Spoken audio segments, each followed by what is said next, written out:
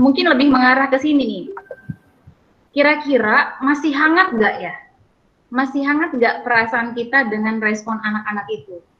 Apakah kita merasa bahwa mereka masih memberikan respon yang tepat nih menurut kita, gitu? Mungkin dari cara dia berbahasa, gitu ya. Kemudian cepat tidaknya dia balas chat kita, gitu.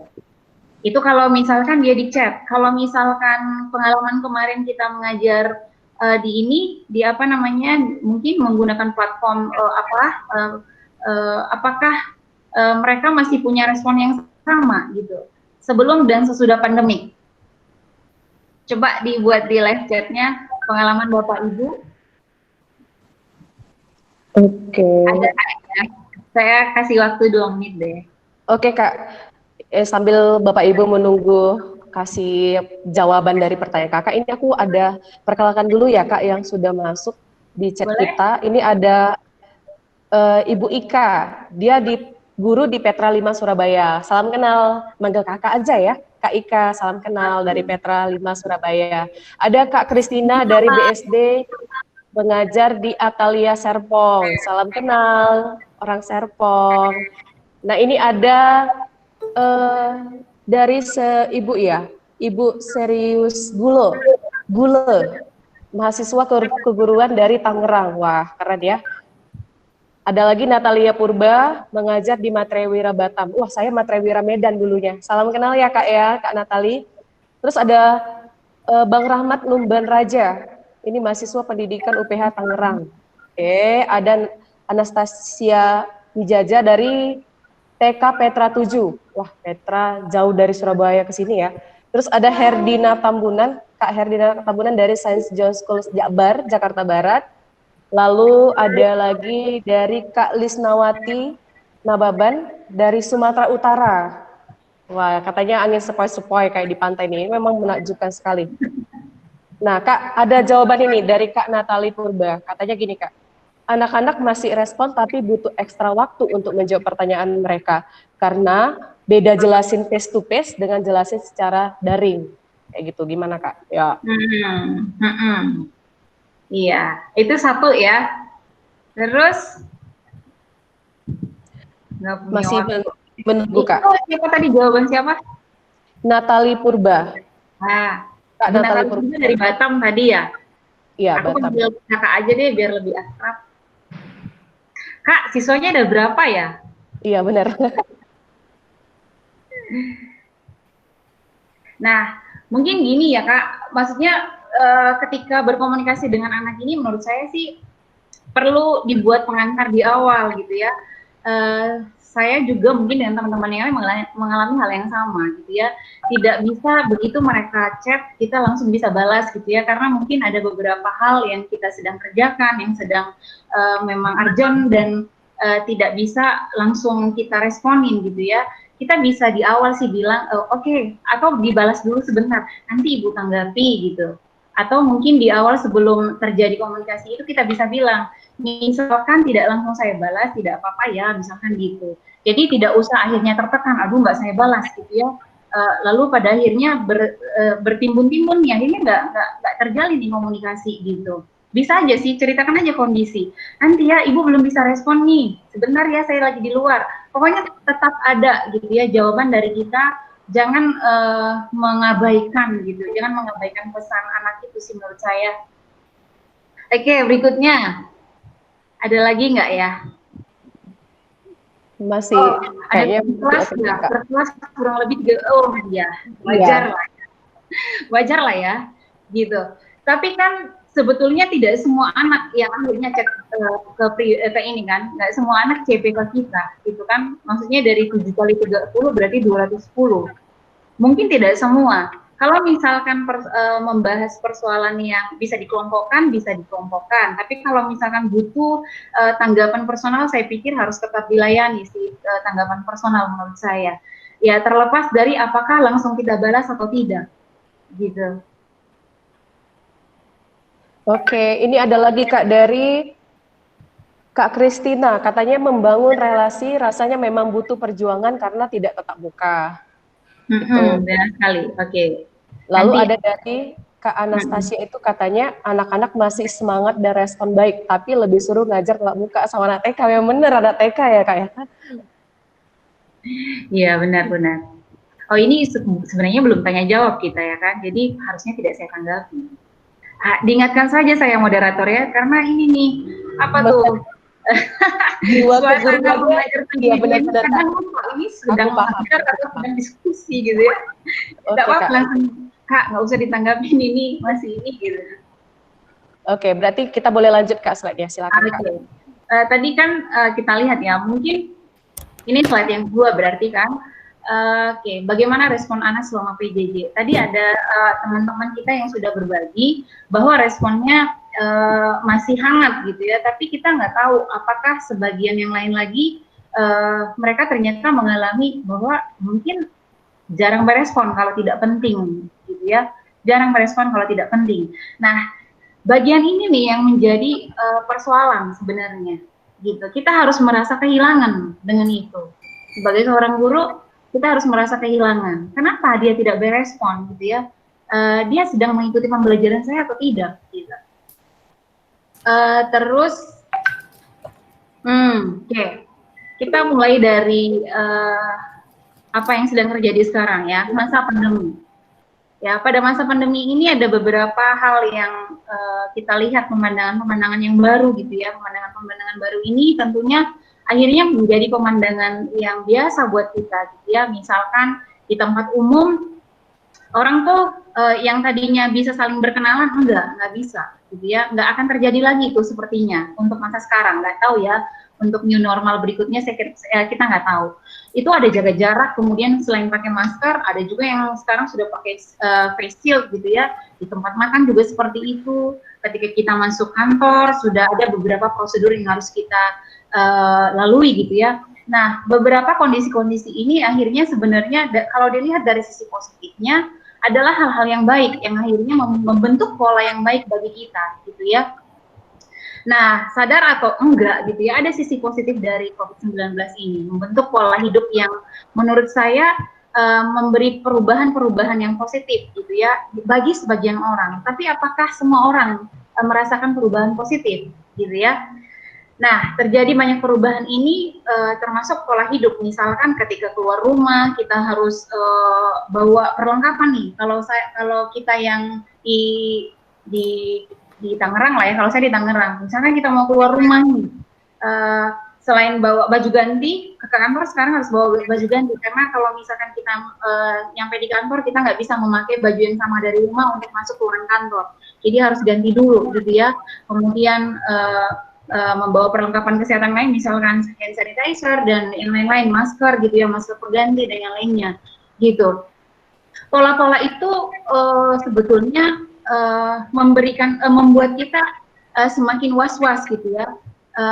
Oke, lanjut. Tapi rasa was-was itu, apakah kita, maksudnya kalau kita apa namanya ya? Kalau misalkan kita lihat gitu ya, apakah rasa was-was itu jadi khawatir berlebih gitu ya? Karena kalau khawatir berlebih bisa jadi berubah gitu ya, emosi kita jadi ikut berubah sebenarnya. Nah, kita adalah gambaran dari siswa gitu ya. Jadi naik tidaknya apa namanya, emosi kita itu sebetulnya nanti dia berefek kepada siswa ketika kita berhadapan, meskipun dia hanya sebatas virtual gitu, tidak tatapan langsung. Di virtual pun kalau misalkan mereka menangkap ekspresi kita yang berbeda atau cara kita menanggapi dia dengan ekspresi yang berbeda, mereka akan menanggapinya dengan cara yang berbeda juga menurut saya gitu.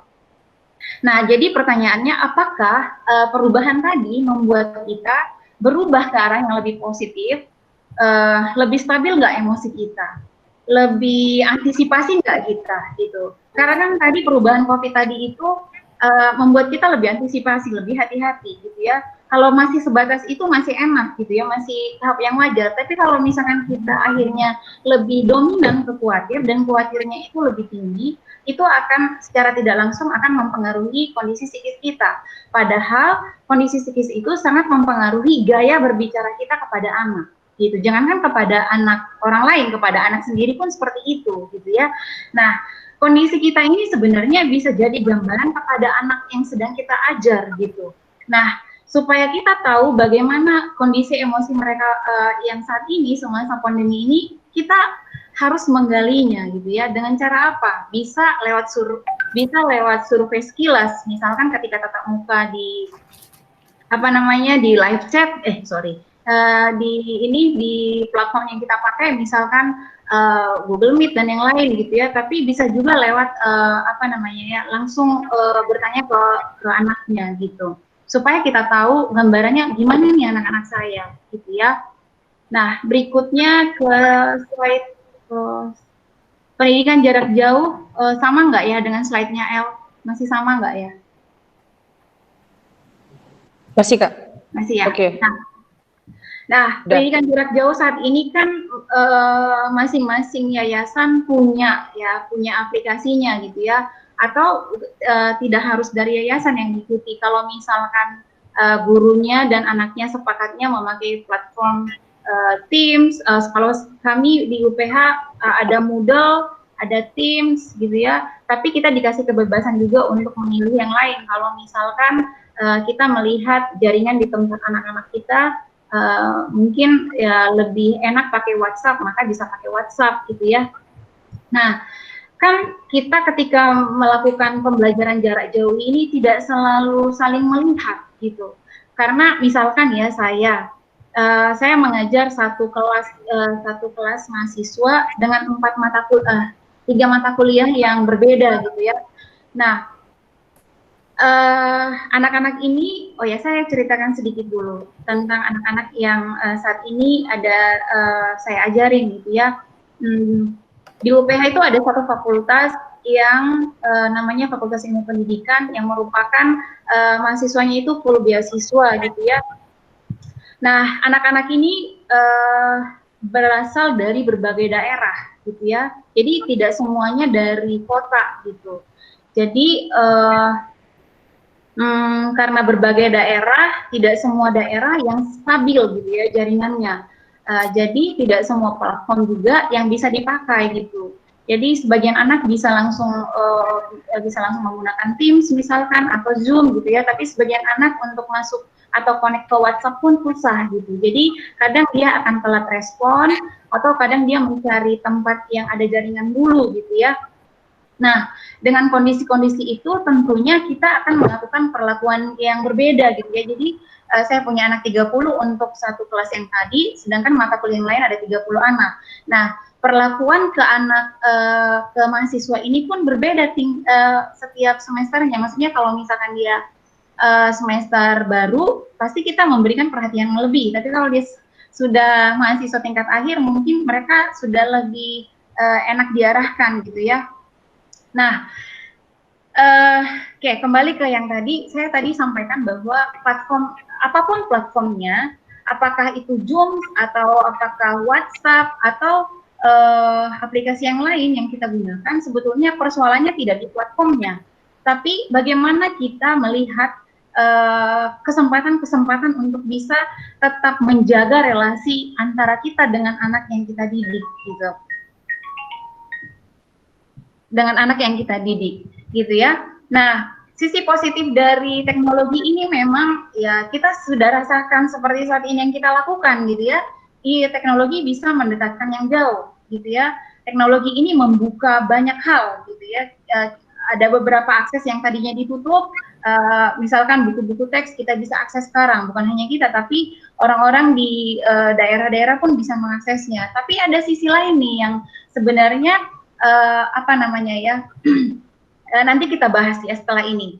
Nah, online learning gitu ya, idealnya memang adalah student center gitu ya, idealnya seperti ini. Tapi apakah bisa ideal gitu? Mungkin tidak gitu ya, mungkin tidak.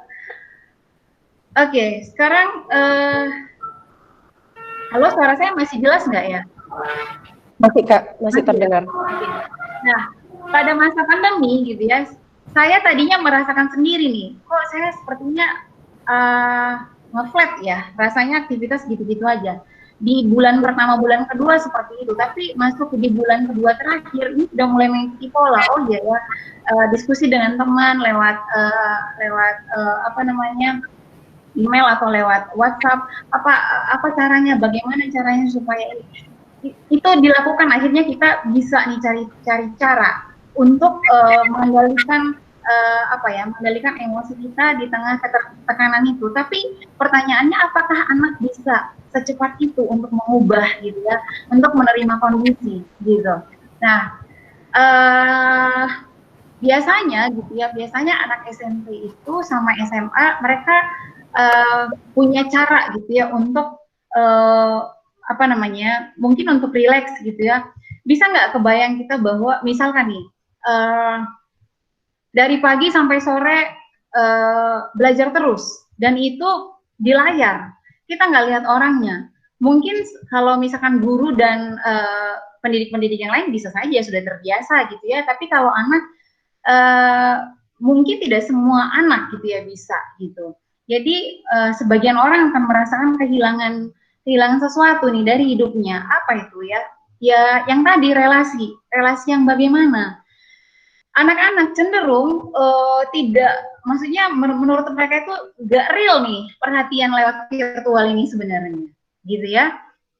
Jadi rasanya tidak hangat karena hanya sebatas teks, chat, atau mungkin sebatas video call. Dia nggak bisa, misalkan kita tepuk, oh ya sabar ya, gitu ya, atau oh gimana, dia bisa melihat ekspresi kita bahwa kita iba, empati dan yang lain, tidak bisa mereka tangkap, gitu. Nah, relasi-relasi atau kehangatan yang real ini sebetulnya sebagian anak-anak saya merasakan kehilangan itu, gitu. Itu yang saya alami sekarang, gitu ya. Nah, lalu apa yang kita lakukan untuk itu? Kan kalau sekarang di masa pandemi ini ada dua hal yang bisa, maksudnya yang pilihannya hanya dua gitu ya, daring atau luring. Kalau misalkan lancar jaringannya, ya udah berarti kita sapa dia atau kita jalin komunikasi lewat media sosial, misalkan ke WhatsApp atau bisa telepon kalau misalkan bisa gitu ya. Kalau misalkan tidak lancar jaringan atau misalkan anaknya tidak punya handphone, bisa jadi kan tidak punya handphone, mungkin lewat luring gitu ya. Di diskusi yang lain saya pernah mendengar teman saya, mungkin ada juga nih di obrolan di forum kita saat ini, ada Kak Alisna Nababan yang sudah menceritakan pengalamannya. Dia harus berkunjung ke rumah-rumah anak, berkunjung pun tidak langsung direspon dengan baik gitu ya. Jadi segala cara sebenarnya dilakukan. Nah, relasi yang tadi itu, yang akan dibangun itu, yang sangat penting, itulah yang akan kita bahas sekarang, gitu ya. Nah, saya membaginya ke 4 bagian gitu ya. Apa esensi relasi? Yang kedua, bagaimana kita mempraktikannya, gitu ya. Jadi apa saja nih praktik yang sudah kita lakukan untuk membangun relasi yang tadi. Kemudian yang ketiga, kendala apa sih yang sekarang kita rasakan ketika membangun relasi itu, gitu. Kendala itu akan berdampak apa saja, gitu ya. Kemudian yang keempat, saran praktis. Nah, yang bagian 2, 3, 4 nanti kita bisa berbagi di live chat gitu ya. Nah, sekarang kita masuk dulu nih ke relasi. Esensinya apa gitu ya. Ada 2 foto yang saya sengaja buat di slide ini. Esensi itu apa sih gitu ya. Esensi relasi. Relasi itu apa sih? Relasi itu adalah hubungan gitu ya. Hubungan berarti ada pertalian dua belah pihak gitu ya. Pertalian ini tidak sekadar komunikasi lisan, tapi ada hubungan emosi di sana. Itu yang harus ada, gitu ya. Nah, kalau sebelum PJJ, kita bisa membangun relasi dengan berbagai cara, gitu ya. Misalkan dengan makan bareng, atau misalkan dengan mengubah posisi belajar dari kelas keluar. Ini di foto yang pertama ini saya bawa anak keluar, di sana mereka bentuk kelompok gitu ya. Mereka berelasi sama mereka, lalu saya berkunjung ke ke tiap kelompok, lalu saya ngobrol dengan mereka, saya melihat tingkah mereka di luar kelas gitu ya. Ini juga cara kita untuk melihat dari sisi mana nih saya bisa masukkan ini. Karena tentunya tingkah laku di kelas mungkin berbeda ekspresinya ketika di luar juga gitu ya, bisa gitu ya. Nah, tapi kalau misalkan sudah virtual, bisa nggak ini terjadi? Mungkin tidak ya. Yang bagi yang dekat rumahnya mungkin masih bisa, tapi yang jauh gimana caranya? Ya, pilihannya hanya lewat kalau nggak medsos ya telepon, kalau nggak ada internet berarti telepon manual gitu. Sekadar untuk bertanya kabar. Oke. Nah, relasi yang terbangun ini sebetulnya bagaimana nih? Nah, kalau pengalaman saya waktu guru gitu ya, sebelum pandemi ini ceritanya, relasi antara guru dan anak kadang itu jadi ada kecenderungan apa namanya tidak wajar gitu. Kenapa tidak wajar? Akhirnya wibawa guru sepertinya turun gitu. Hanya untuk membangun relasi itu. Jadi ada beberapa kondisi iya supaya dekat, supaya tahu. Akhirnya kita menurunkan beberapa hal ya, standar-standar kita kita turunkan. Padahal menurut saya ada efek-efeknya gitu ya. Jadi relasi itu harusnya tidak menghilangkan wibawa kita sebagai guru di mata siswa gitu ya. Jadi harus membangun komunikasi yang tetap wajar. Wajar itu maksudnya bagaimana? Ya, bagaimana nih panggilan yang wajar antara guru dengan siswa? Bagaimana seharusnya pilihan-pilihan kata yang dipilih oleh guru dan siswa gitu ya? Dan itu mutlak menurut saya. Ya, dengan konteks-konteks tertentu, mungkin ada konteks yang membuat kita memilih kata yang tidak harus formal, ya boleh aja, tapi tetapkan ada etikanya gitu. Nah, yang saya maksudkan tadi itu ada aturan main berarti kan, dalam membangun relasi itu ada aturan mainnya. Supaya apa? Supaya tidak menyimpang. Nah, kalau sekarang kan, misalkan nih, seperti saya gitu ya, karena memang di UPH ya, dosen tuh ada kelompok apa kalau di kampus-kampus pada umumnya disebutnya dosen pembimbing akademik gitu ya. Nah, sebelumnya kami menyebutnya itu adalah dosen care group leader gitu ya. Jadi kita memimpin satu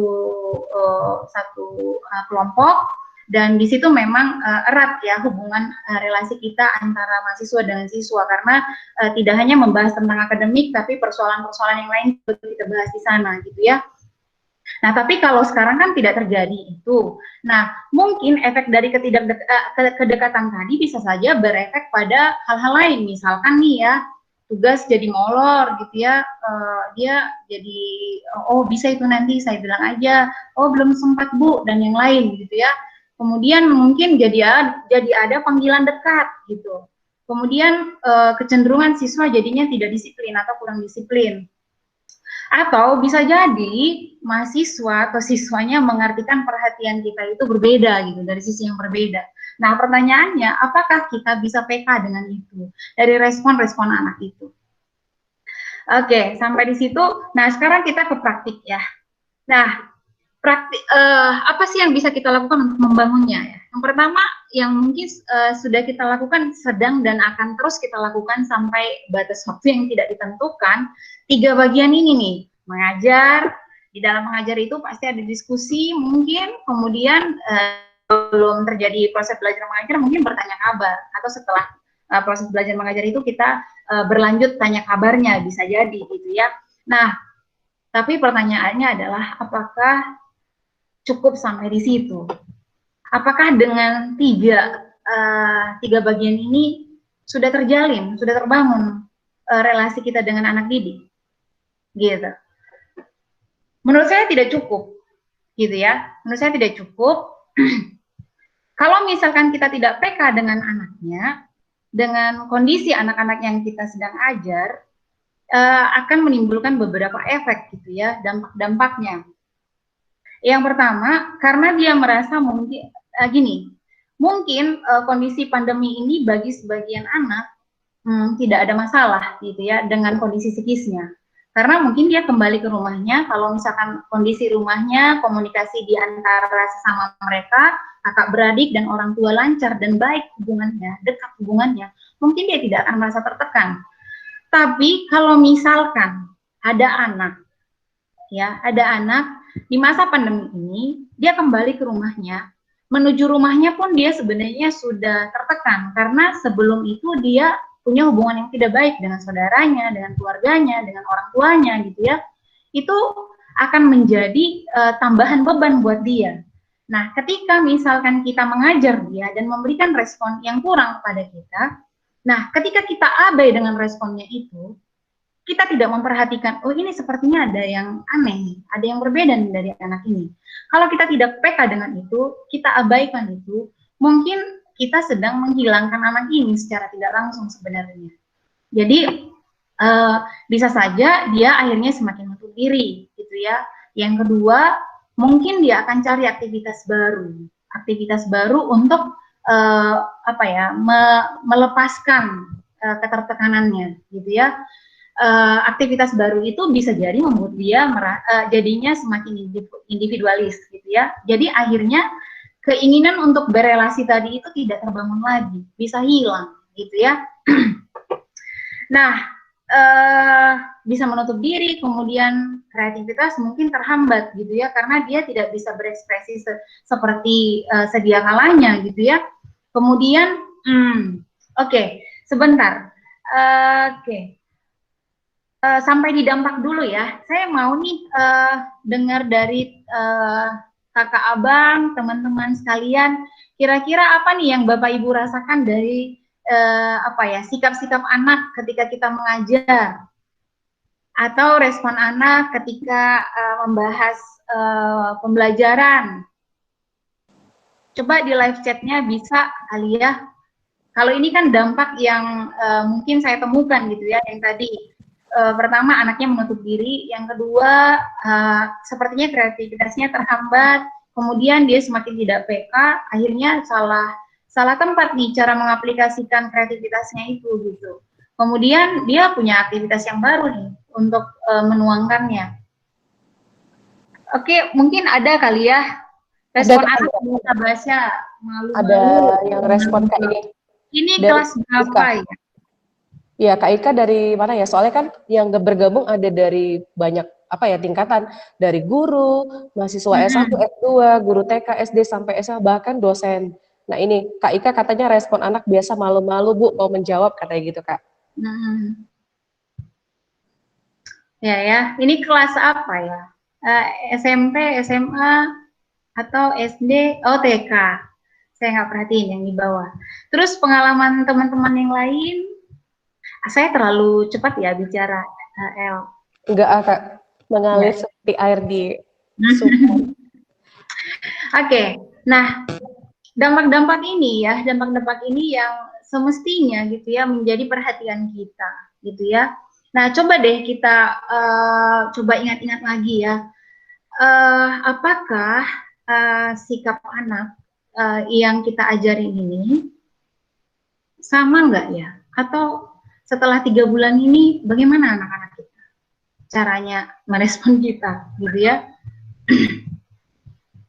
Oke, sembari menunggu itu mungkin ya. Nah, apa yang harus guru lakukan, gitu ya? Apa yang harus guru lakukan untuk mengembalikan relasi kalau misalkan sempat berkurang atau hubungan emosi sepertinya sudah tidak dekat? Jangankan guru dan anak, hubungan emosi suami istri aja bisa dingin gitu ya kalau tidak dipupuk terus. Hubungan yang pacaran aja bisa tidak terlalu respect gitu ya kalau misalkan tidak membangun komunikasi yang baik, apalagi lah guru dan siswa gitu ya. Nah, gimana caranya? Teman-teman mungkin punya cara masing-masing ya, tapi saya sih menggarisbawahi satu kata, bagaimana membangun relasi antara guru dan siswa di tengah pandemi ini adalah kata peduli, gitu ya. Saya sendiri sebagai guru lah ya saya sebut, kan punya tanggung jawab nih, lalu punya tanggung jawab ke anak, gitu ya. Tapi saya harus memberikan perhatian ke anak yang tidak saya lihat, gitu ya. Itu timbul dari mana? Dari ya yang tadi saya sebut, harus peduli, gitu ya.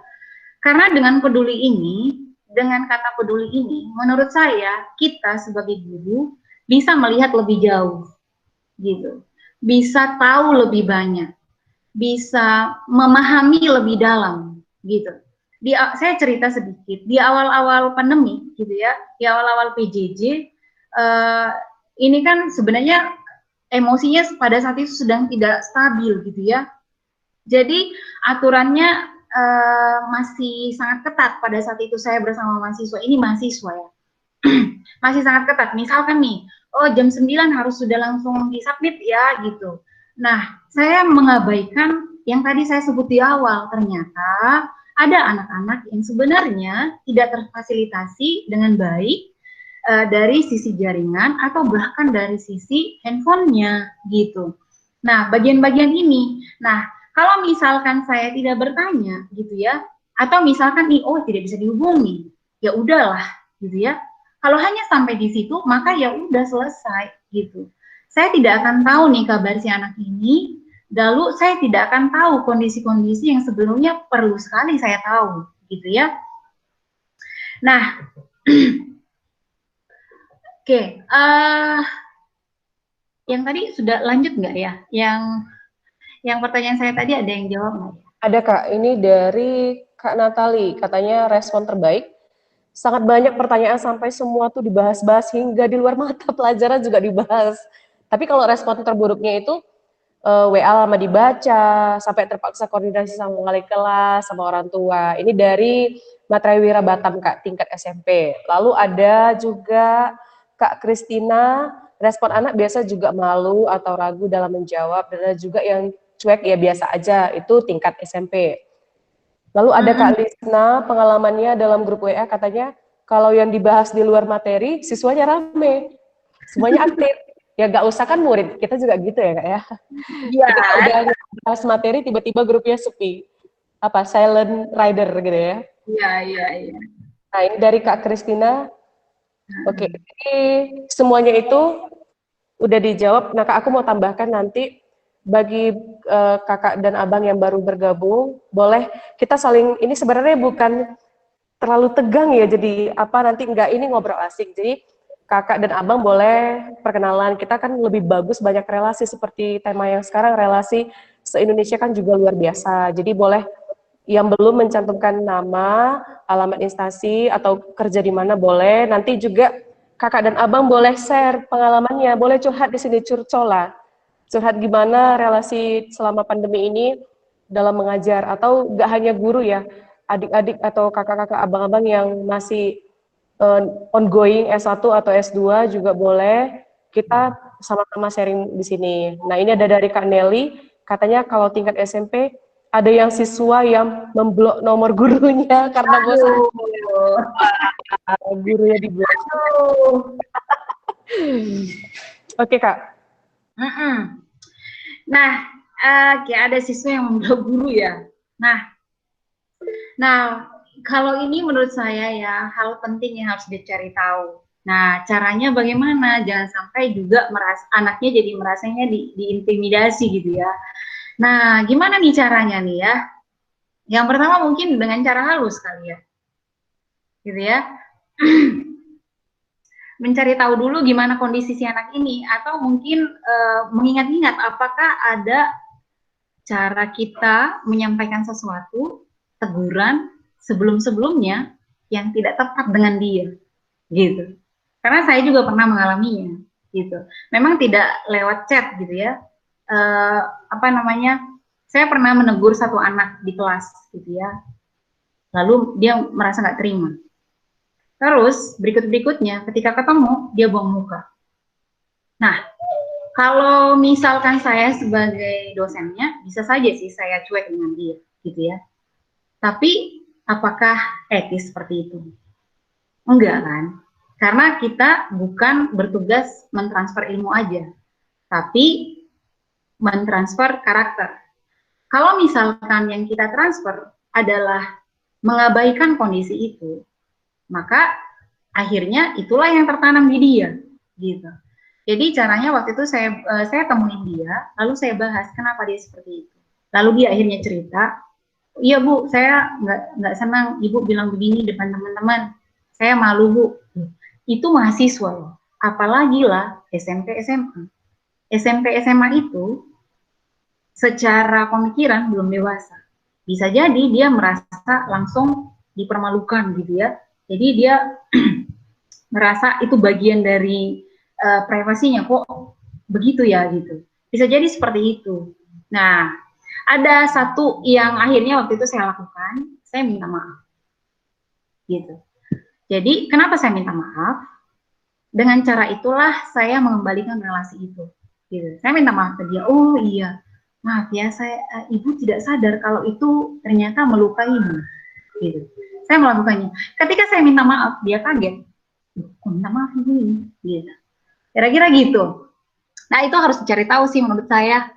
Kenapa dia sampai ngeblok kita ya? Apakah kita pernah atau mungkin pernah mengkomen statusnya gitu ya, atau mungkin apa gitu. Coba dicari nih alasannya kenapa itu. Iya, bisa jadi di blok. Emang kayak mantan sama apa ya, kayak blokir gitu ya. Iya, kalau di blok taunya dari mana ya?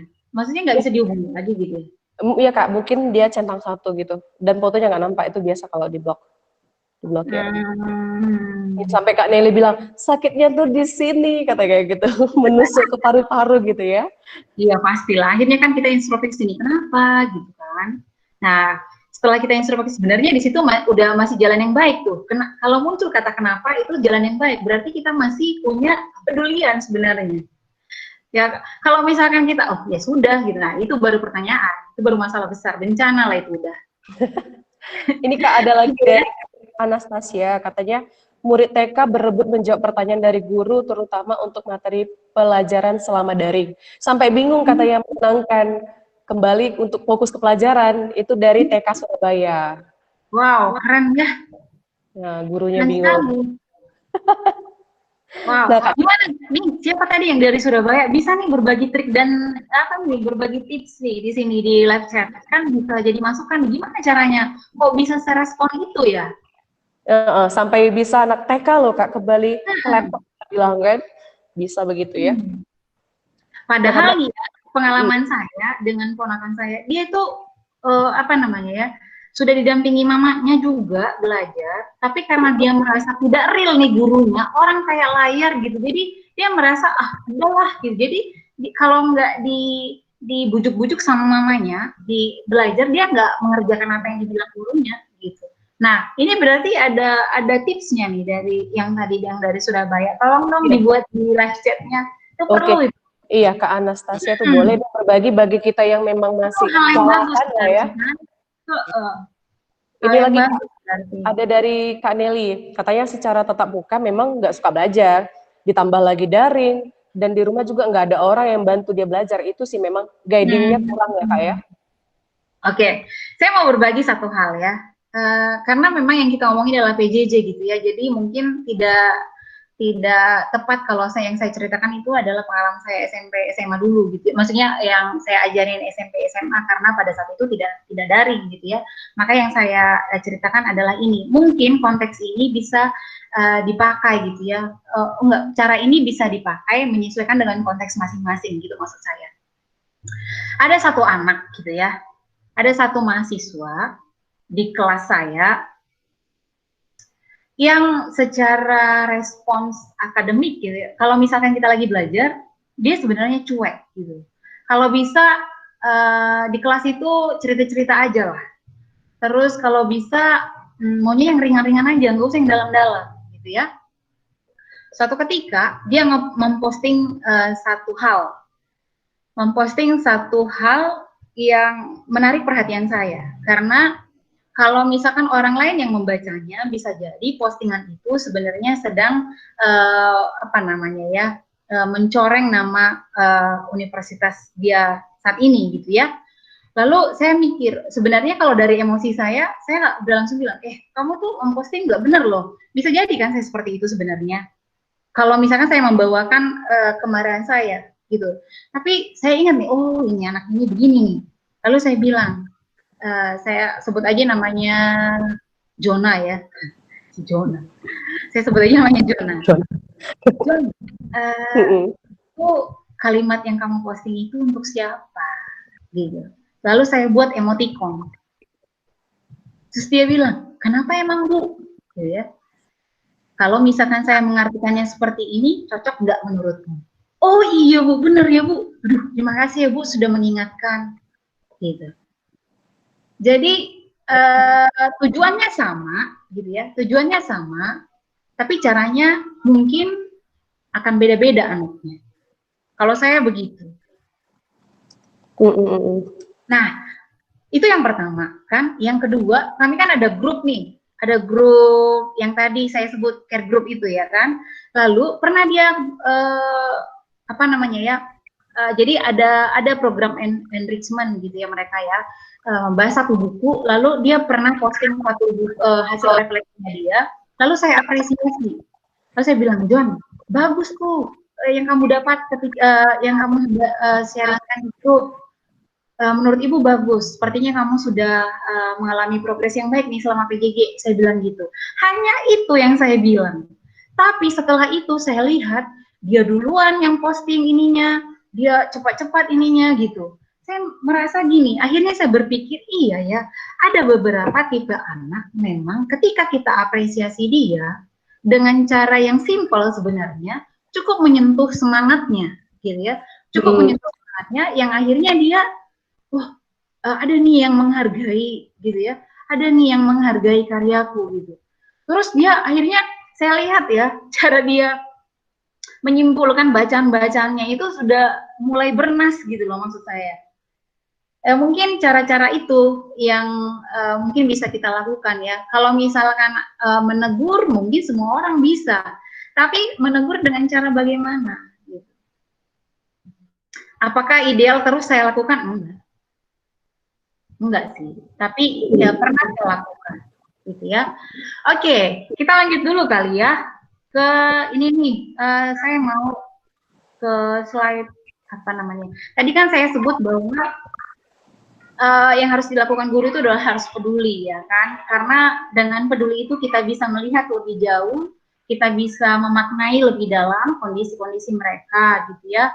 Setelah kita bisa melihat persoalannya dengan baik, ya kita bisa berpikir nih solusinya bagaimana, gitu ya. Kalau kita tidak nemu solusinya, ada rekan kerja juga sih yang bisa kita ajak untuk berdiskusi untuk persoalan yang mungkin sedang kita hadapin juga bersama anak, gitu ya. Nah, oke, saya minta ke slide 21 dong, sebentar. Slide 21 itu tentang peduli, itu sepertinya lebih tepat menghubungkan dengan yang saya sampaikan tadi. Nah, kepedulian ini tadi sudah saya buka sedikit ya. Yang pertama tuh bisa chat pribadi ke anaknya. Chat pribadi kalau dia daring. Kalau misalkan tidak daring, mungkin yang masih memungkinkan berkunjung kali ya ke rumahnya seperti yang Kak Lisna lakukan, gitu ya. Kemudian apresiasi sikap seperti yang saya ceritakan tadi. Yang ketiga, kita bisa melihat medsosnya. Jadi saya tipe orang yang kalau saya di follow, saya follow back itu. Kemudian tidak cukup hanya itu, saya scroll sekilas. Oke, kalau ada bagian yang menurut saya perlu saya perhatikan, tapi tidak langsung saya bahas. Nah, bagian-bagian yang saya perhatikan tadi itu akan saya singgung sewaktu ada bagian yang memang berhubungan dengan itu, gitu ya. Itu pun menurut saya membangun relasi yang baik dengan anak, gitu. Kemudian nomor 4 itu follow up celetukan, gitu ya. Benar sih, kalau kita antara guru dan anak, masa sih ya selama pembelajaran 2 jam 3 jam harus yang resmi, harus yang tegang, harus yang gini-gini gitu ya. Mereka tuh pasti punya celetukan-celetukan gitu ya, yang kadang-kadang tuh ke temannya. Tapi perhatikan celetukannya itu beberapa kali ya disebutkan gitu. Saya pernah apa yang namanya ya, memperhatikan satu celetukan anak yang arahnya itu guyonannya lebih ke seperti apa ya? Tidak konsumsi tidak baik untuk dikonsumsi gitu ya, tidak baik untuk dibahas gitu. Lalu akhirnya dengan celutukan itu saya perhatikan yang lain, lalu tibalah saatnya baru saya ngomong ke dia gitu. Nah, cara saya ngomong ke dia ini pun yang tadi saya bilang harus tepat nih kondisinya. Jangan supaya dia jangan merasa tersudut. Yang pertama, yang kedua supaya dia merasa tidak sedang diintimidasi gitu. Jadi lebih kepada teguran sayang. Nah, tapi hati-hati. Teguran sayang ini bisa mengarah seperti yang saya sampaikan di awal tadi. Teguran sayang ini diartikan anaknya dengan cara yang berbeda. Makanya memang kita ya berat memang bebannya ya. Karena selain mentransfer apa yang kita harus transfer gitu ya, ya kita harus memperhatikan perasaannya gitu ya kan. Apakah tepat atau tidak gitu. Terus oke. Oke, nih ada nih tadi peduli yang daring ya, peduli luring tadi bisa berkunjung gitu ya, atau mungkin bisa titip pesan ke temennya gitu kalau misalkan rumah mereka berdekatan, atau mungkin ya libatkan siswa kalau misalkan ada si A nih punya handphone, terus siswa yang kita tuju nih dia punya handphone, lalu kita titip aja pesan kita, SMS kita atau WA kita ke si B ini gitu ya, lalu disampaikan ke siswa yang kita tuju, bisa seperti itu gitu. Nah tapi kan tergantung lagi nih kondisi rekan-rekan ya, tergantung lagi kondisinya bagaimana. Yang saya bagikan yang ada di kami gitu ya. Nah ini saatnya teman-teman bisa berbagi nih di live chat apa saja yang sudah dilakukan untuk membangun relasi antara guru dan siswa gitu ya. Oke. Ada satu kondisi nih mau saya bagikan. Boleh nggak ke slide 20 ya? Slide 20 itu berisi obrolan, percakapan-percakapan singkat. Udah nggak ya? Soalnya di sini nggak kelihatan.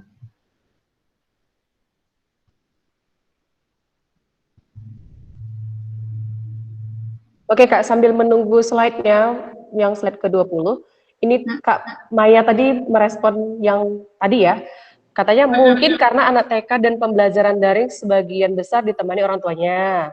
Jadi anak-anaknya itu dimotivasi orang tuanya untuk menjawab pertanyaannya, mungkin karena itu. Sehingga anak-anak terpacu untuk menjawab. Nah, untuk triknya nggak ada khusus, katanya gitu, hanya pembelajaran seperti biasa. Loh, kan kita berbagi ilmu, menenangkan anak TK itu, kayaknya kalau aku digaji 100 juta itu kayaknya agak susah gitu ya Kak ya. 100 juta, saya maulah berusaha. Oh iya ya, demi rumah tangga ya Kak ya. Belajar untuk itu ya kan. Oke, udah ditayangkan itu Kak, silakan Kak. Oke, nah ini nih ya, saya mau berbagi ini. Ini adalah sebagian kecil ya, sebagian kecil obrolan saya di medsos bersama anak-anak gitu. Nah, ini ada 3, saya sengaja ambil yang terbaru aja karena nggak sempat memang cari-cari yang sebelum-sebelumnya gitu ya.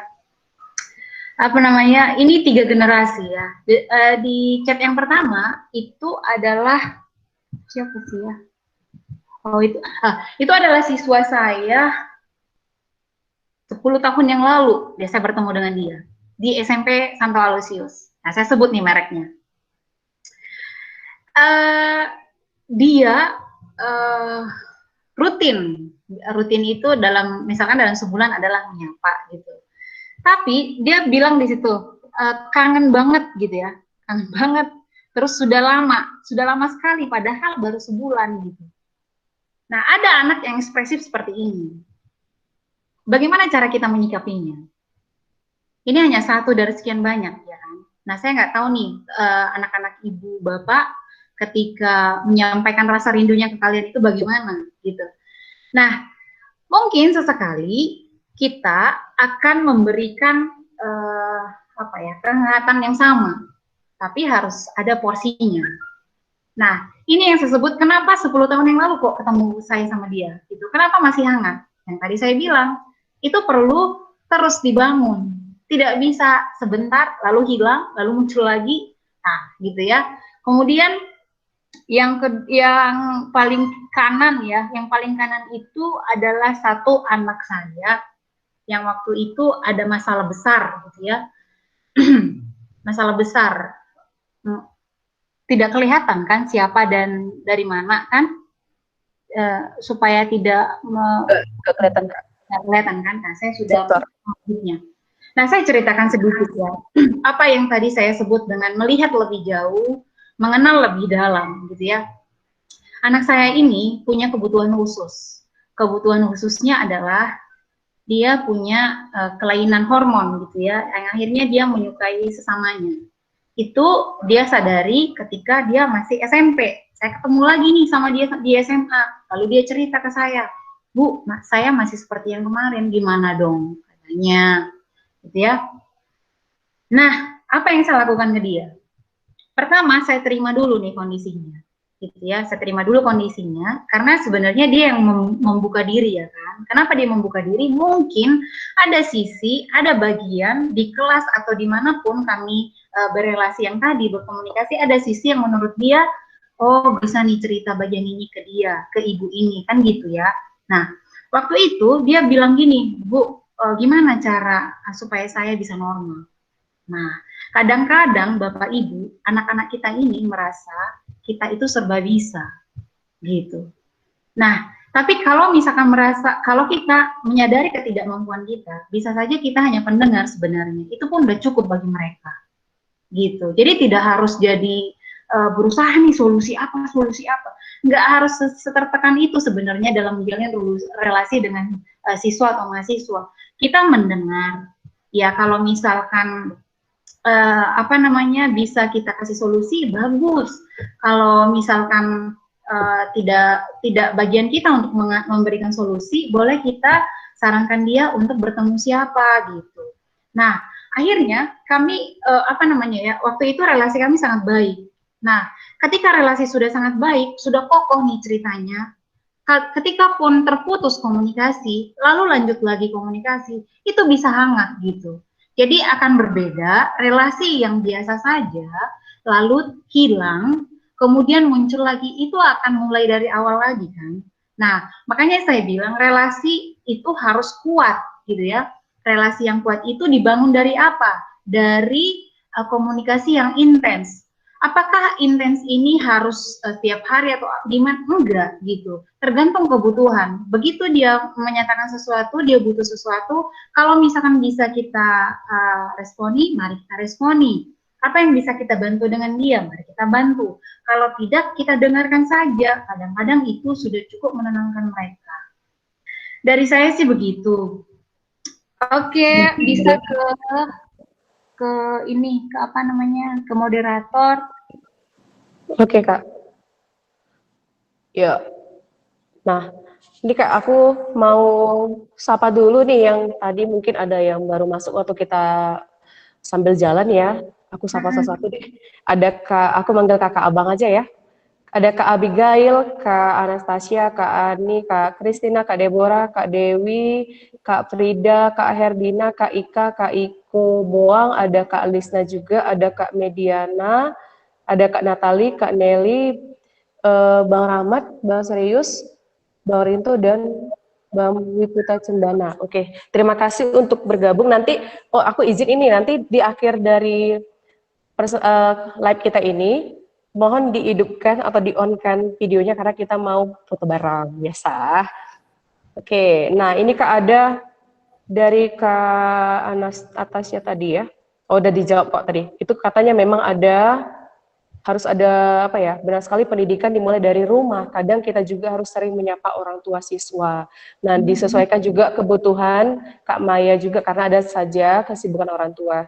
Nah, aku rindu nih Kak, dari tadi kan Kak Erni aja yang menyampaikan kan, aku boleh nih pilih satu ya, siapa ya, untuk menyampaikan pengalaman, sharing-sharing bersama, curcol bersama. Ada ini ada Pak Wiputra. Pak Bapak Wiputra ini. Cendana. Bapak ini kalau dari ceritanya anak-anak saya gitu ya, Bapak ini cukup bisa membangun relasi yang baik dengan mahasiswa. Bisa sih kayaknya Pak Putra. Oke. Bapak Wiputra Cendana boleh berbagi sharing bersama, silakan Pak. Sekalian juga. Ya, halo, selamat sore semuanya, salam kenal. Ya, halo. Pak, halo. Iya, halo semuanya. Kalau saya pribadi sih bersyukur sekali ya dapat kesempatan ini boleh sharing. Memang saya percaya memang ketika kita bersentuhan dengan anak-anak kita, yang paling penting itu bukan kontennya, tapi juga relationship-nya, jadi hubungannya itu. Jadi waktu kita dapat momen of click-nya itu, di situ apapun yang kita jelaskan itu bisa nangkep aja gitu mereka. Dan kita memulai itu selalu dengan adanya berbagi. Jadi bagaimana update mereka dalam 1 minggu itu, yang mereka juga ceritakan hal-hal yang kecil yang bagi kita tuh remeh-temeh, ternyata itu adalah sesuatu hal yang cukup besar. Jadi bagi saya mendengarkan mereka lewatin waktu 5 menit di awal itu sangat penting. Jadi pembelajaran kita jadi bisa saling terintegrasi gitu sih. Jadi saya melihat bahwa hubungan kita di kelas tidak hanya stop hanya sampai di situ, tapi setelah selesai keluar kelas pun mereka jadi masih bisa terus kontak dengan kita. Begitu sih. Sangat salut dengan Bu Erni untuk waktunya untuk sharing-sharing ini. Terima kasih. Thank you Pak Put. Terima kasih Pak udah kasih pengalamannya. Ya memang benar itu. Aku rasa sih Kak relasinya kayak segitiga ya. Orang tua, siswa, dan guru ya. Seperti segitiga begitu. Kak, terus aku penasaran juga nih. Kan tadi Bapak Putra udah kasih tahu pengalamannya. Nah sekarang dari Kak Maya tadi, aku penasaran, boleh nggak Kak Maya sharing bersama? Di on-kan mikrofonnya sama videonya, sharing bersama tuh kayaknya lebih, apa ya, touching heart-nya tuh lebih kerasa gitu ya, kalau face to face gini ya. Kak Maya boleh di-sharingkan? Sesama kita di sini, silahkan Kak. Halo, selamat sore semuanya. Sore Kak. Saya ngajar jadi guru TK. Selama ini sih yang penting pokoknya kita tetap berkomunikasi dengan orang tua siswa melalui daring itu dan juga komunikasi sama anak-anak. Kemudian ya tetap berusaha yang terbaik lah, itu aja. Karena pembelajaran melalui jarak jauh itu challenging banget, tantangan banget. Tidak semudah yang dibayangkan. Terutama untuk masalah jaringan. Sebentar jaringannya bagus, sebentar juga jaringannya putus-putus, terus tiba-tiba siswa hilang. Kemudian juga kita juga harus sabar waktu menunggu mereka kembali masuk ke dalam daring itu. Ada juga yang sempat ketinggalan gitu, sempat nangis anak kecil karena anak TK gitu ya. Jadi ya kita harus mengulangi materi lagi sehingga mereka bisa ikut serta gitu dan menangkap pelajaran dengan baik. Perjuangan banget memang. Tapi juga dengan situasi seperti ini membuat saya dan juga guru-guru TK lainnya di tempat kerja saya itu jadi makin kreatif, juga mempelajari banyak hal-hal baru, video editing, bagaimana cara membuat tutorial, bagaimana menyiapkan materi harus begini begitu. Jadi kita semakin banyak ilmu gitu. Terima kasih. Ya, mantap semuanya. Terima kasih Kak Maya untuk sharingnya. Memang benar ya. Dari TK itu ya memang ekstra sekali mengenal menulis, membaca dari huruf satu persatu gitu. Oke Kak Maya, semangat terus ya Kak. Dari wajahnya sih kelihatan bahwasanya Kakak itu punya kreativitas yang tinggi. Aku rindu juga nih dari peserta yang lain, boleh deh Bang Satria sharing pengalaman pribadinya. Oke, terima kasih. Halo, selamat sore semua. Sore. Selamat sore Kak Elmina, Kak Erni. Ini wajah kelihatan ya, karena pakai senter saya. Ya, jadi memang bangun relasi tengah pandemik buat saya pribadi sulit. Tapi karena saya ajarnya sekolah menengah, aksesnya lebih mudah sih memang Kak. Jadi sebelum pembelajaran, saya biasa menanyakan kabar mereka seperti itu.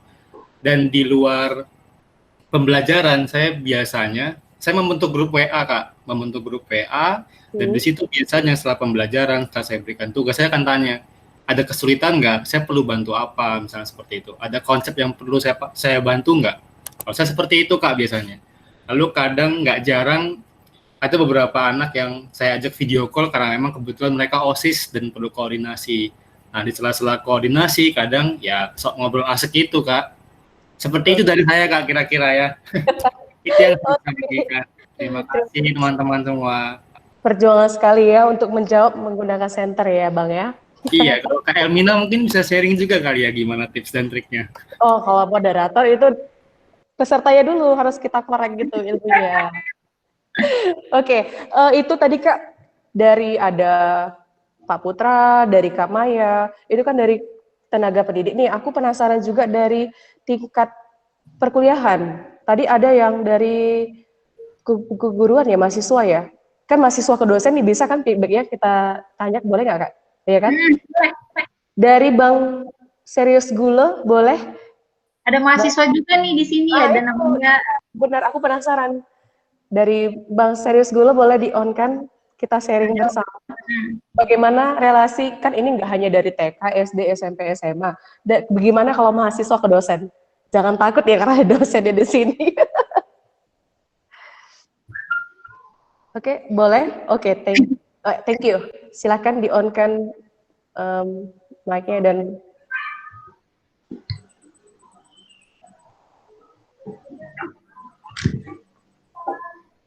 Selamat sore semuanya, Bapak Ibu. Halo. Selamat sore. Ya, kalau menurut saya sih, pengalaman selama beberapa bulan terakhir ini ya, karena sejak bulan Maret kita udah mulai pembelajaran daring. Jadi kalau menurut saya, membangun relasi antara dosen dengan mahasiswa ini sama saja menurut saya. Bahkan melalui pembelajaran jarak jauh, kita diberi kemudahan karena kita bisa mengakses dengan baik. Banyak media yang bisa kita gunakan untuk bisa berkomunikasi dengan dosen. Jadi menurut saya, pengalaman saya terakhir ini, kalau masalah relasi dengan saya misalnya mahasiswa dengan dosen itu sama seperti biasanya saja, ya, seperti pembelajaran sebelumnya. Jadi saya tidak ada kesusahan untuk berkomunikasi dengan dosen. Istilahnya bahkan ini lebih mudah bagi saya karena ini kan kita cuma ambil HP saja atau media yang kita gunakan saja, langsung kontak dengan dosennya. Nah, tapi palingan yang hambatan misalnya dosen belum tentu bisa respon secara langsung dengan apa yang kita komunikasikan itu. Jadi kita harus bersabar juga karena kita juga tahu Bapak Ibu itu pasti sibuk dengan tugas ataupun sibuk menangani beberapa teman-teman kita mahasiswa lainnya. Jadi bagi saya itu tidak ada hambatan dan justru ini memudahkan kita untuk terkoneksi dengan baik dengan Bapak Ibu dosen kita. Begitu.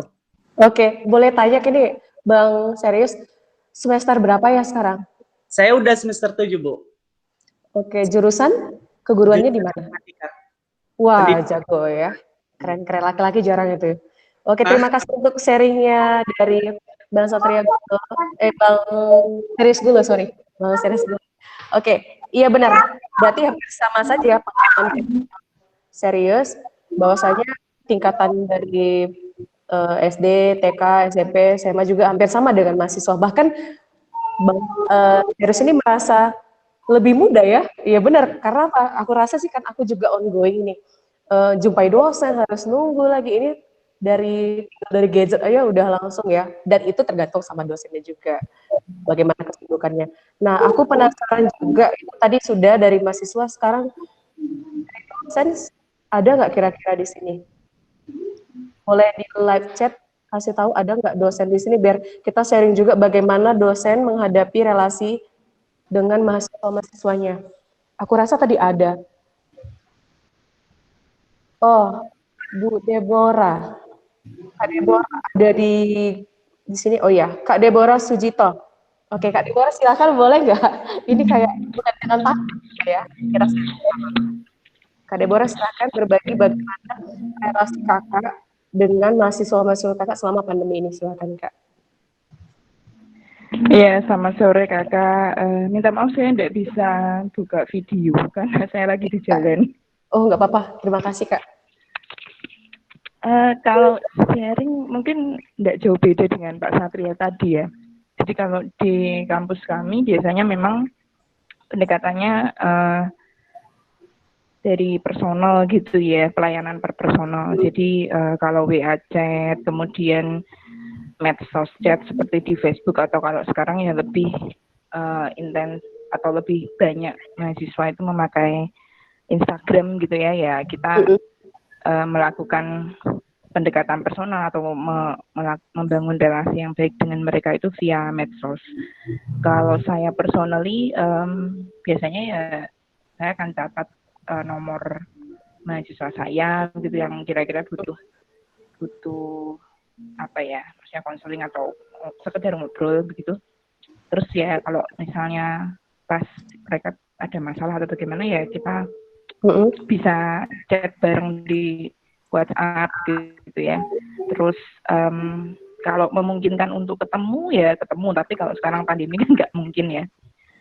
Sempet dulu WA call rame-rame gitu, atau Jimit juga pernah ya. Jimit untuk sesuatu yang mungkin bagi kita tuh rodok kurang penting, tapi sebetulnya bagi mereka itu penting sekali. Jadi memang relasinya dibangun dengan chat atau ini ya, live call begitu bersama-sama. Sejauh ini Kak, jadi kira-kira sih efektif Kak dengan begitu? Kalau boleh tahu? Bagi saya cukup efektif ya. Jadi relasinya antara dosen dengan mahasiswa itu terbangun. Kemudian mereka jadi tidak sungkan untuk menceritakan ke kita bahwa masalah-masalah mereka. Terus kalau misalnya kita mau menegur mereka untuk mungkin hal-hal yang bagi kita kurang pas gitu, mereka lebih terbuka untuk menerima atau untuk berdiskusi atau untuk menjelaskan kenapa mereka bersikap seperti itu. Jadi cukup efektif sih sejauh ini. Ya mungkin Pak Satria pernah mengalami itu ya, karena kami satu alma mater gitu, bagaimana relasi dosen dengan mahasiswa gitu itu cukup efektif ya. Bahkan sampai sekarang pun kalau misalnya sudah lulus, kita masih bisa chat dengan dosen-dosen kita, itu sesuatu banget gitu. Ya, itu seperti kata kakak pembicara tadi, memang jadi rasanya lebih dekat gitu, lebih enak gitu ya. Dan saya sepakat bahwa kita menempatkan posisi mahasiswa atau murid kita itu sometimes sebagai teman, bukan guru dengan siswa, karena kalau sebagai teman mereka akan lebih mudah untuk cerita, dan kita juga bisa minta saran dari mereka loh, misalnya kayak tadi saya ngajarnya gini-gini tuh jelas nggak sih? Kalau nggak jelas kira-kira harus seperti apa gitu. Jadi saya di era pandemi ini juga kalau ngajar online ya biasanya saya akan minta masukan dari mereka. Tadi ngajar gini jelas enggak, kalau kurang jelas saranmu apa gitu. Dan saya coba untuk memperbaiki. Kira-kira gitu. Oke, terima kasih Kak Deborah untuk sharingnya. Ya, gitu memang banyak sih apa ya? Karena ini kan the first time ya kejadian seperti ini, jadi harus banyak hal yang dipersiapkan, bahkan di luar dari pemikiran kita terjadi, kita harus siapkan. Oke. Nah, tadi aku suka begini memang Kak, memanggil orang dalam arti gini, bukan memanggil sih, sharing bersama dari setiap tingkatan. Tadi udah dari tingkat mahasiswa, sekarang aku penasaran juga, ada nggak di sini pemimpin dalam arti kepala sekolah, bapak atau ibu, kakak atau abang? Karena gini, biasanya kalau kepala sekolah ini kan agak lebih berat, karena dia menampung jawaban dari siswa, dari guru, dari orang tua, kayak gitu. Kira-kira di dalam audiens kita ini ada nggak kepala sekolah? Tadi soalnya nggak semua memperkenalkan diri. Sekalian ada Wakasek kayaknya El. Oh, ada Kak. Siapa? Ada Wakasek kayaknya ya Pak Rinto ya. Kak Herdina. Kak Herdina katanya ada. Pak Rinto kayaknya Wakasek deh. Kak Herdina Tambunan. Oke, Kak Herdina boleh sharing Kak, gimana menjadi pemimpin itu menghadapi istilahnya curhat-curhat pada guru, siswa, orang tua yang memang pasti sangat hektik ya. Untuk Kak Herdina, Pak Rinto juga, Wakasek juga bisa. Oke, Kak Herdina kalau bisa Kak Herdina, atau menunggu Kak Herdina boleh Pak Rinto sebagai Wakasek dalam memimpin, kita bilanglah garda terdepan kedua gitu loh. Silakan. Pak Rinto, untuk berbagi bersama kita bagaimana menghadapi guru, siswa, dan orang tua selama pandemi ini. Boleh berbagi?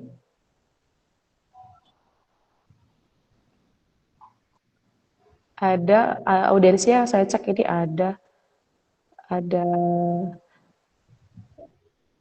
Kak Erni masih ada slide lagi nggak, Kak?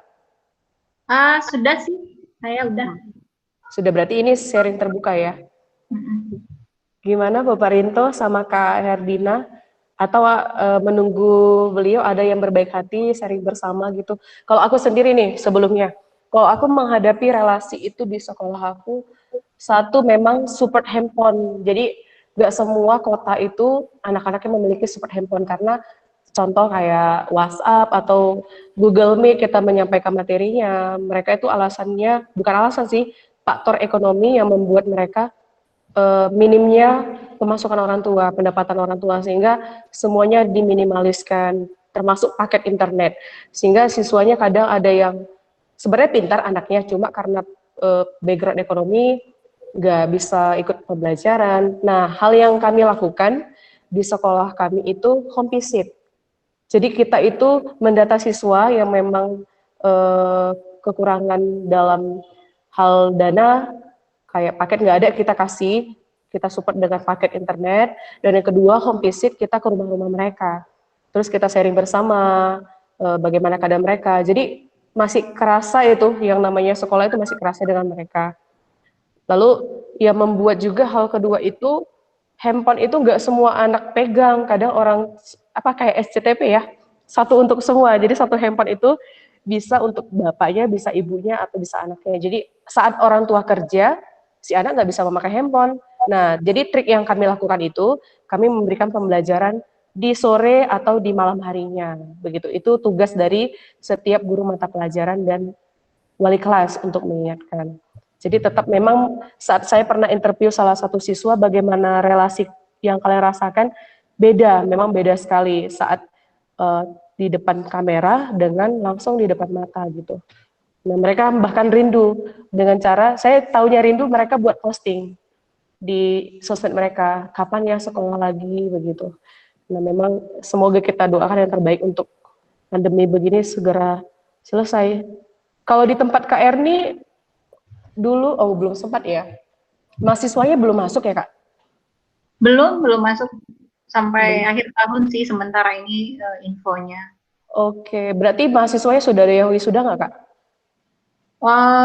Waktu itu edarannya masih ditunda dulu wisuda.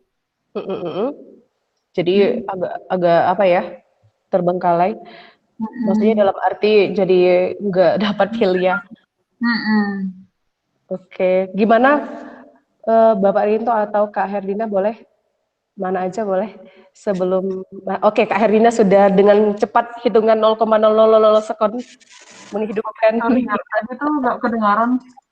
Sorry, tadi nggak kedengaran suara saya. Oke, Kak Herdina, penasaran nih Kak.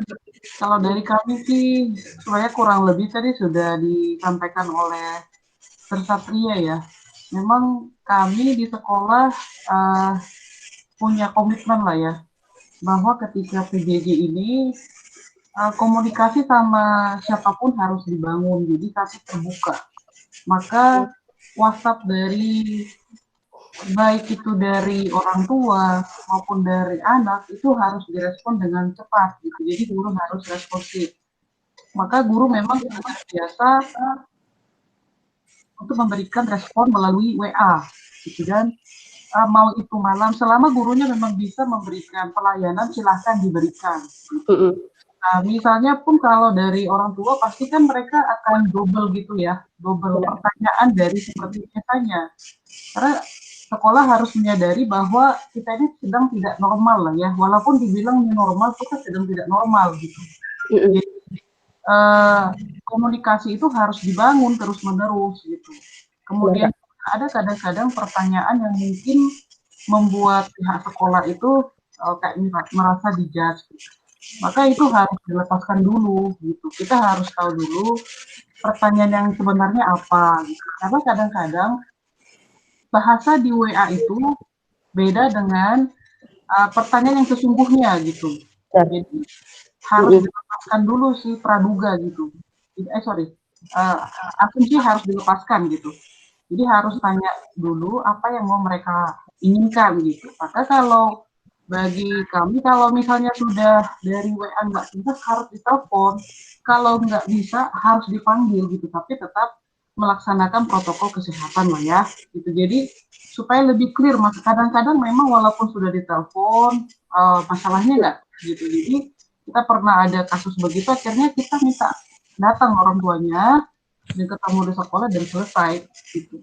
Jadi kalau seperti yang dibilang Mr. Satria tadi, ada grup WA gitu, memang itu sudah memang harus harus dibiasakan gitu. Kalau zaman-zaman sebelum PJJ pun sebenarnya sudah dilakukan ya. Grup teman memang saya bilang pada guru-guru semua harus terbiasa gitu melayani orang tua walaupun tidak normal waktunya gitu. Kalau bisa, kalau sedang bisa, bukan juga berarti menunggu HP-nya ditungguin terus sampai ada pertanyaan, enggak gitu. Kalau masalah komunikasi itu sih ya banyakkan surat lah ya diberikan, dan di surat itu harus benar-benar jelas isinya apa, tujuannya apa gitu. Jadi tidak membuat ambigu atau orang tua tidak salah mengartikan gitu. Jadi dibuat dengan sejelas-jelasnya gitu. Apapun yang mau disampaikan pihak sekolah harus dibuat secara jelas-jelas gitu. Dan juga kalau mau konseling, karena kan anak ini kan biasanya ada konseling nih sama konselornya. Maka konselor selalu kita minta selalu online konselornya gitu. Jadi homeroom harus punya hubungan yang baik juga dengan pihak konselor. Jadi kan bisa melihat homeroom atau guru subjek harus tetap melihat kondisi anak gitu. Kalau misalnya suka menyembunyikan kamera gitu, nah itu harus ditanya-tanya kenapa gitu. Jadi kita selalu bilang anak itu nggak boleh menyembunyikan kameranya, kecuali memang fasilitas di rumah kebetulan misalnya komputernya itu nggak ada nggak ada kameranya, maka itu harus konfirmasi by orang tuanya gitu. Jadi bilang seperti yang dibilang tadi ya, harus ada komunikasi antara semuanya, baik homeroom, baik guru mapel, baik konselor, harus jalan semua. Disiplin officer juga harus jalan gitu. Dan saya juga sama wakil misalnya masuk ke linknya mereka. Jadi guru itu tugas saya juga sebagai supervisi, melakukan supervisi, ya jadi saya masuk link gitu. Di sini itu kan ada indikasi, maka saya masuk ke dalam gitu. Saya pikir sih di awal-awal mungkin ini akan menjadi aneh gitu ya sama guru, karena tiba-tiba ada muncul di situ captionnya atau apanya atau visinya gitu. Tapi makin terbiasa sih, tidak masalah gitu. Yang masalah kan kalau tidak mau berubah sih gitu. Karena kalau kita terus mindsetnya seperti tidak PJJ, maka akan susah sih mengikuti perubahan yang sedang kita hadapi ini. Itu aja dari saya. Oke, terima kasih banyak Kak Herdina sudah membagi dari kacamata supervisi. Oke, nah dengan motivasi atau kata-kata sharing dari Kak Herdina, berarti ini sudah jam 17.26. Kita mengakhiri dari ngobrol kita hari ini yang asik begini tentang bagaimana relasi. Jadi kesimpulan yang aku dapat itu sebenarnya semuanya itu bisa terjalin kalau semua itu kerjasama. Nah, nggak ada yang timpang sebelah. Nah, juga diperhatikan juga masalah-masalah yang terjadi sehingga semua berjalan dengan baik. Sehingga kata touching heart itu melekat dalam anak-anak. Nah, kalau dari Kak Erni itu gimana? Coba Kakak boleh kasih kata-kata apa gitu, quote gitu untuk mempertajam bagaimana PJJ ini supaya yang mendengar juga boleh wow gitu. Silakan Kak. Kalau dari saya sih mungkin masing-masing kita punya cara ya, dengan tetap menyesuaikan dengan aturan sekolah, tapi kita punya cara sendiri juga gitu ya. Dari saya dalam banyak keterbatasan ini, marilah kita tetap mengerjakan bagian kita, selain mentransfer ilmu, juga tetap menjalin relasi yang baik dengan siswa yang sedang kita ajarin, dengan cara yang kita sesuaikan dengan konteks masing-masing siswa. Itu aja sih dari saya. Oke, terima kasih banyak Kak Erni yang sudah memberi ilmu. Biasa kalau ilmu itu berbayar, ini gratis ya. Jadi gratis dari kakak sendiri ya. Oke, sebelum kita mengakhiri, mohon Bapak Ibu, Kakak Abang boleh di-on-kan videonya. Soalnya kita mau selfie. Silakan yang untuk men-selfie, men-screenshotnya. Karena kan ini cuma nama doang, aku penasaran juga sih wajah-wajahnya. Silakan di-on-kan untuk videonya, supaya nanti boleh di-screenshot, dan kita mengakhiri dari ngobras kita hari ini. Sudah ada di-on kan? Masih ada beberapa yang belum di-on kan? Karena nggak usah malu, tetap cantik semua di mata Tuhan dan di mata manusia. Boleh minta izin ya kakak dan abang untuk mau-on-kan-nya. Ya, silakan bang. Oke, semua boleh senyum. Satu, tunjukkan wajah terbaiknya ya. 1, 2, 3. Oke, siapa? Selesai. Sudah selesai, oke. Nah, sebelumnya bagi yang nanti boleh di-share di YouTube Ruang Bergerak, kakak dan abang boleh lihat di YouTube Ruang Bergerak bagaimana mengulas kembali ini tentang presentase dari Kak Erni, walaupun belum ada yang mendengar atau yang masih mungkin lupa, dan kita bisa follow Instagramnya di Ruang Gerak, @ruanggerak_bergerak. Nah, oke. Terima kasih untuk hari ini, Kak Erni, terima kasih banyak. Tuhan memberkati setiap Pak Kakak ya, cita-cita dan cita Kakak, dan begitu juga terima kasih untuk audiens yang sudah bekerja sama, sudah sharing bersama, curhat bersama. Kiranya nanti di minggu depan itu nonton lagi kita ya, di acara ngobrol bersama. Oke, kiranya Tuhan memberkati, dan salam sehat ya dari kita ngobrol asik. Bye-bye. Bye, thank you Kak Erni. Thank you Elmina. Terima kasih semuanya. Terima kasih. Bye-bye. Everyone, thank you all. Kak Maya. Bu Maya. Terima kasih semuanya. Ya. Kak Deborah. Kak Dina. Bye.